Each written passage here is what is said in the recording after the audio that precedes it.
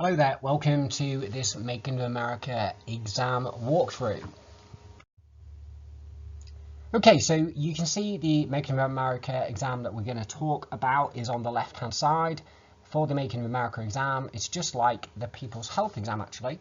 You've got 3 1-mark gateway questions, you've got a 9-mark clear and organised question, a 10-mark what was the impact of question, although these can be why questions, and then you've got a choice of question 4 or question 5, and that's the 18-mark essay question.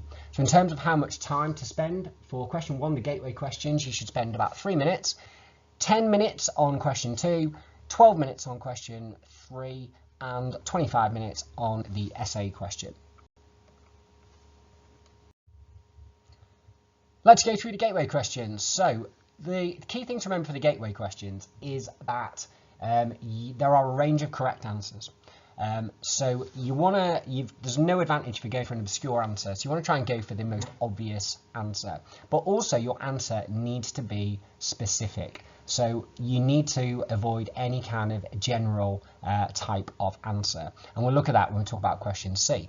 So question A, name one slave state added to the USA between 1793 and 1838. The best example is Missouri, because you'll remember that from Missouri Compromise. But other ones that would be valid would be Tennessee, Louisiana, Mississippi, Alabama, Arkansas. Some people put Florida, but it didn't become a state until 1845. B, identify one way in which the Lakota Sioux used the buffalo. Again, food is the easiest answer here, and just writing food will get you the mark. You could say drinking blood, salting the meat to survive winter, making a home, teepee made of hides or the skin of the buffalo, clothing using hides and fur, hair for headdresses, and of course the iconic buffalo chips. Right, question C. Some people, if you were going to get one of these wrong, it was most likely going to be question 1C. Identify one difficulty migrants face when travelling to the far west in the 1840s. Lots of people put disease, but you're not going to get a mark for that because it's a general answer. So it's not specific to this time period. So if you put something like cholera or typhoid, that was fine. Running out of food. Floods such as drowning in rivers. Some people put like rivers were a difficulty, but you need to explain why the rivers are a difficulty. So you might say, for example, drowning in rivers. Attacked by indigenous peoples, fine. Getting stuck in the snow in the Rocky Mountains, fine as well. So avoid those general answers that could be any time, any place, anywhere. So things like died of disease, or just writing poor weather, or writing rivers, or writing terrain. That's not going to get you the mark. So that's the gateway question. Okay, so question 2, clear and organised question. Write a clear and organised summary that analyses the Indian Wars 1861 to 1877. So what you want to do first of all is decode the question. So that involves highlighting the key parts of the question. The clear and organised means you need specific relevant knowledge relevant to the question. The analyse means that you need to link your knowledge to a second order concept. So as part of your revision, you need to make sure you understand what second order concepts are. We are talking about change and continuity, cause and consequence, similarity and difference, or historical significance. They are your second order concepts. Basically, it's how historians write about the past. We can call that disciplinary knowledge, I suppose. Your answer must, of course, focus on the Indian Wars, and you must stick to the correct time period, 1861 to 1877. So once you've done that, you need to remember that you must conclude information from the correct time period, precise and relevant knowledge. You are looking for 2 paragraphs for this question, so organise each paragraph around a second order concept. Remember, you can mix and match your second order concepts. So you could, for example, have for this question like one paragraph that looks at a cause, and it might just be looking at one of the Indian Wars, and then in your second paragraph you might look at one of the consequences of the Indian Wars, or you might look at how successful one of the Indian Wars was for the indigenous peoples, for example. So that would get in the second order concept of similarity and difference. So you need 2 paragraphs, and you need to make sure you're using that historical language that analyses. So let's have a look at a good example of an answer to this question. Okay, so there are some, in the top right, you can see some good historical language to help you to really hone in on the second order concepts, and a reminder of what those main second order concepts are.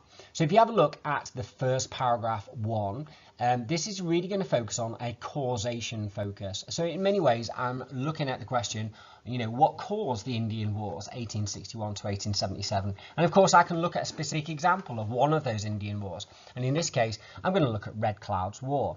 So this is the first paragraph. Now, the yellow here shows that sort of analysis, and the green's a little bit of knowledge, and that linking phrase in the blue linking back to the question. So let's read paragraph 1.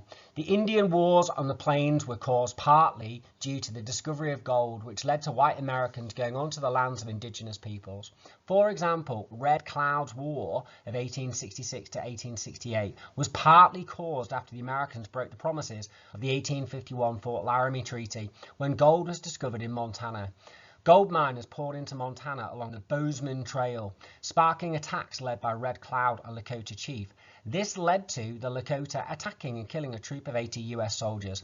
This shows that conflict was sparked due to the discovery of gold. So a really clear and organised summary that analyses, in this instance, Red Cloud's War. So if you just wrote one paragraph, it's a great answer, that actually. So that's going to get 6 out of 9. So the second paragraph is going to take you to the next band of marks, which is 7 to 9. So I'm going to start off, I'm looking at similarity and difference here. And what I'm going to do, I'm going to look at the Battle of Little Bighorn, because everyone remembers that, right? General Custer. I'm going to look at whether it was a success or a failure for the indigenous peoples. So I'm getting in my second order concept here of similarity and difference. The indigenous peoples were partially successful in the wars against the US Army between 1861 and 1877. Now, the indigenous peoples had some successes. For example, the forces of the Lakota, Cheyenne, and Arapaho defeated the US forces and General Custer at the Battle of Little Bighorn in 1876. Attacks inspired by Crazy Horse, a Lakota warrior, enabled a famous victory. But despite this, it was only partially successful. Now, here's where we're getting that lovely analysis in there. The next year, the US held back rations and Crazy Horse was arrested and killed. Meanwhile, Sitting Bull fled to Canada. This led to the US taking 40 million acres of Lakota lands. This shows that ultimately the US were more successful in these conflicts. Okay, so there we have it. If you did an answer like that, you would get 9 out of 9. Of course, you could look at other aspects of the Indian Wars. So you might want to look at Little Crow's War, which lots of people did, and they remembered about how in that case the Dakota had run out of food on the reservations, and obviously remember that reservation person who refused to open up the stores and talked about how let them eat grass, and lots of people remembered that, and that was able to write a good causation inquiry around that. Lots of people wrote about the Sand Creek massacre as well. So that's how you do that question. So you've got to have a good knowledge of the Indian Wars for this question, but it's a good example of this question of how you can really focus this question to which second order concepts you want to write about: causes, change continuity, similarity and difference. You can look at all sorts of different approaches, and it's a good example here of a mix and match. So first paragraph on causation, second paragraph on similarity difference. Okay, we look at question 3. Now, again, question 3 is the same type you would do for people's health. So the question here is, what was the impact of the building of the railroads on the development of the plains between 1861 and 1877? Support your answer with examples. So we're going to make sure that we are understanding that the key word here is the impact. So if it's impact, it's about consequence. So we're thinking, okay, the railroads are built, we understand that, but what is the impact of that? So I'm really going to think for this question, I really need to make some kind of claim. I need to identify, like, what is a specific impact, and then I need to be able to explain that.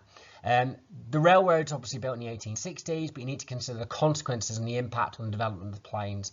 Now, the Pacific Railroad Act is passed, and obviously you could talk about the building of the railroads and the impact that that has as well, and also the completion of the railroads. So there's lots of different aspects of this question you can think about. You want to use specific knowledge, roughly 5 marks given for use of knowledge, but you've got to link that analysis in terms of the consequence as well. So question 3 is not actually, in terms of structure of your answer, not that much different to question 2. You need information from the correct time period, you need correct knowledge, you need to link to, in this case it's consequence, but it can be causes, but question 3 is always about cause and consequence, right? So they're giving you the second order concept to write about. You need 2 paragraphs and you need that great historical language. It's easier to explain it by showing you some examples. Okay, so one of the key things that I would say for this question, and something that I think people really need to get into their answers, be really clear on the impact. So what's your overall claim or argument? Like, what is the big impact of the building of the railroads? Don't just say, well, it led to this and led to that. What's like the big overall impact? So if you can see here in my first paragraph, I have sort of like come up with the idea that the first impact of building the railroads is led to a huge increase in migration onto the plains. So that's a big impact, okay, and that's worth exploring. And then the rest of my answer is going to be explaining that and explaining how that links to the railroads and what evidence have I got, and what kind of effects did that increase in migration have as well. So it's really got to be focused on that impact, but don't just think, well, it led to this and it led to that. It needs to be a clear overall impact, so you want to make some kind of judgment. Often in these things we can think about it in terms of like a negative impact, positive impact, that type of thing. It's really good advice when you're thinking about this question. So let's read that first paragraph. The first impact of the building of the railroads is it led to a huge increase in migration onto the plains. The completion of the Transcontinental Railroad in 1869 meant that it was easier for migrants to travel west and settle on the plains.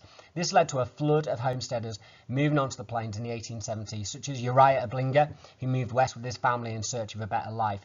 The huge increase in migration can be seen with the seismic increase in the population in Kansas by 500,000 in the 1870s. By the 1870s, the plain was filling up with homesteads and migrants who farmed the plains and hunted buffalo.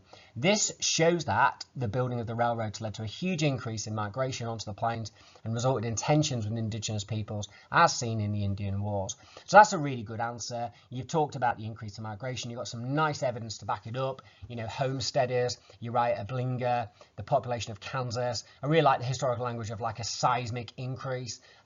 It's all good stuff, and it's going to get you to the top of the marks.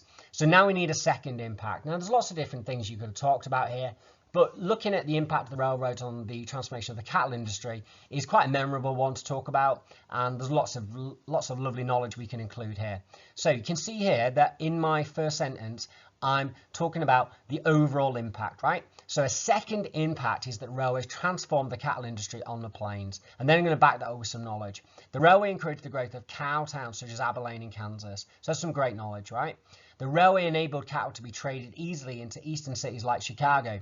Cow towns were placed along the railways where the ranchers and cowboys simply drove their cattle north from Texas along trails like the Goodnight Loving Trail.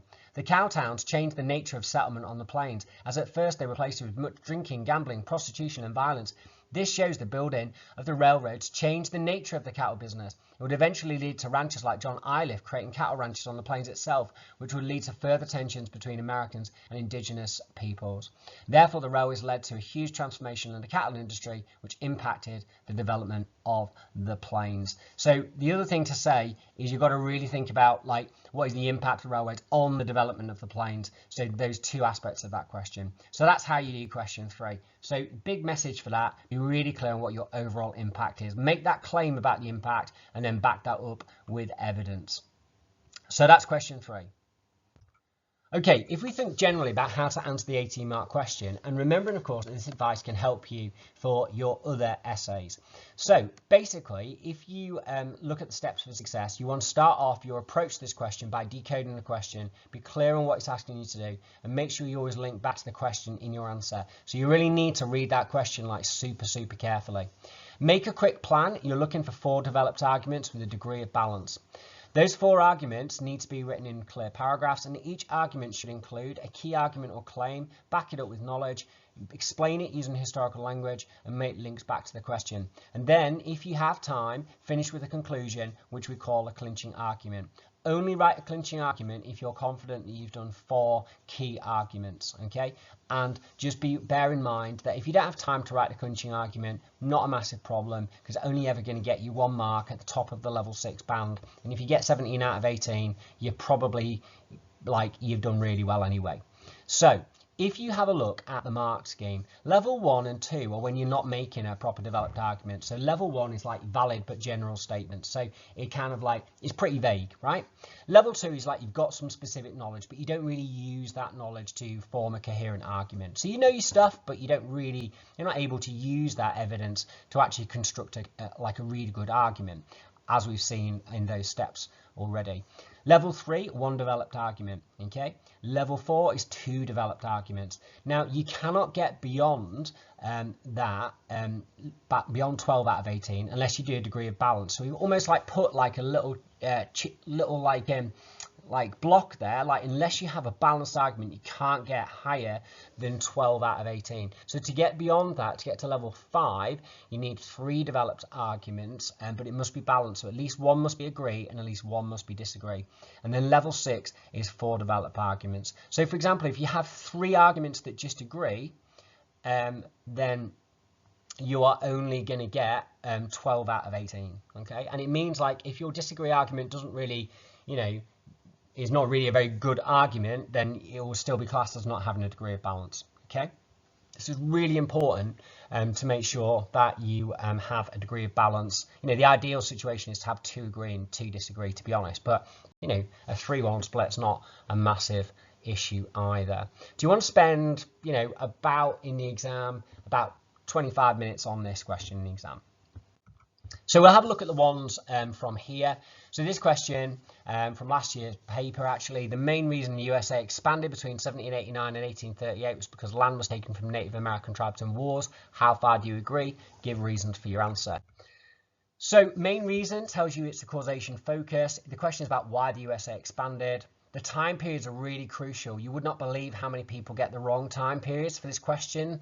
So you must make sure you stick into 1789 to 1838. Really highlight those time periods when you decode the question. Land was taken from Native American tribes in wars. So that's the first cause for you to address. I would always start your first paragraph with an agree.